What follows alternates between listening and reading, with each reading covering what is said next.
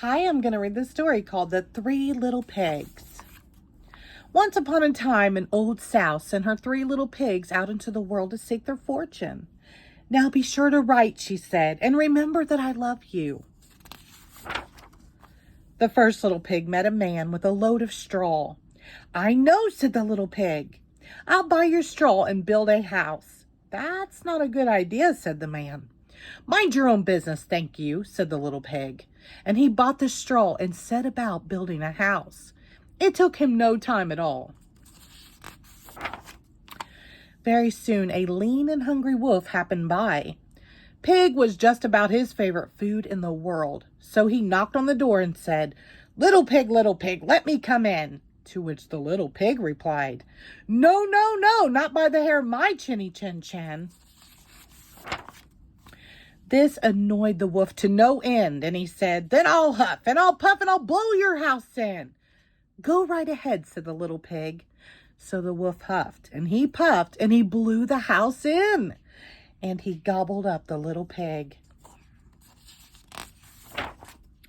The second little pig met a man with a load of sticks. I got it, said the little pig. I'll buy those sticks and build a house. I'd think twice about that, said the little man. Oh, pooh, said the little pig. What would you know? And he bought the sticks and went to work building a house. Very pretty, he said. No sooner had the little pig settled into his pretty house than the wolf happened by. He was still hungry, and he said, little pig, let me come in. To which the little pig replied, no, no, no, not by the hair of my chinny chin chin. The wolf didn't care for that at all, and he said, I'll huff and I'll puff and I'll blow your house in. Ha ha ha, said the little pig. So the wolf huffed and he puffed and he blew the house in, and he gobbled up the little pig. Now the third little pig met a man with a load of bricks. These bricks will make a fine, sturdy house, said the man. Capital idea, my good fellow, said the little pig. So he bought the bricks and set about building a house. It took him quite a bit of time, but it was well worth it. Nice and solid, said the little pig. Nice and solid. But no sooner had the little pig moved in than he noticed the wolf loitering about. And the wolf, who was still hungry, said, little pig, let me come in. To which the little pig replied, no, no, no, not by the hair of my chinny chin chin. Well, the wolf had heard that before, and he said, then I'll huff and I'll puff and I'll blow your house in. Oh, don't do that, said the little pig. But the wolf huffed and he puffed, and he huffed and he puffed, until he was quite blue in the face. The house stood firm. I'll try another approach, muttered the wolf. And he put on his most dazzling smile. Little pig, I was only teasing, he said. By the way, I hear that Farmer Jones has the most scrumptious turnips. Shall we go pick a few? Oh, I'm much too busy now, said the little pig. What about tomorrow morning? Excellent, said the wolf. I'll come for you at 6. The next morning, the little pig got up at 5, hurried off to Farmer Jones' turnip field, picked a basket full of scrumptious turnips, and dashed back home. When the wolf arrived at 6, the turnips were already boiling in the pot. Sorry, I couldn't wait, said the little pig. The wolf tried not to show his displeasure.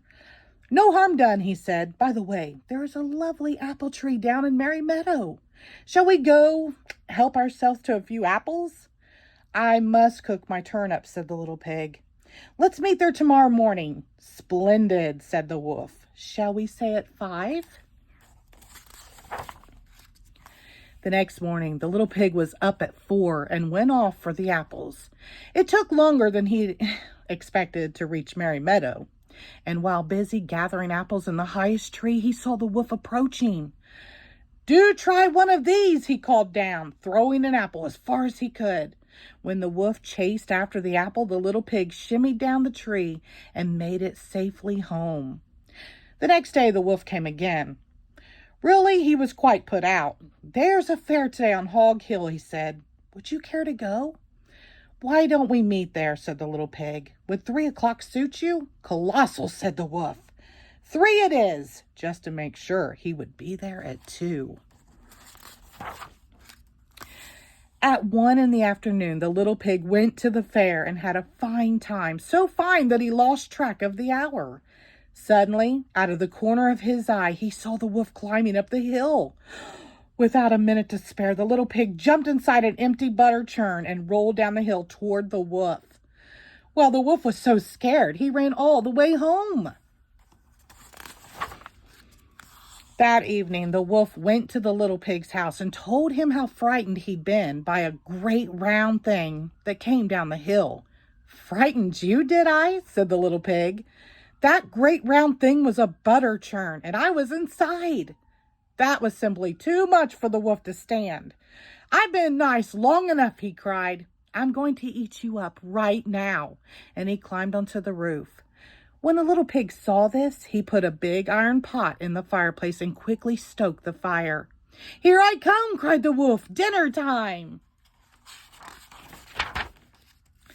"You can say that again," said the little pig, and he cooked the mean old wolf and gobbled him up. The end. Thank you.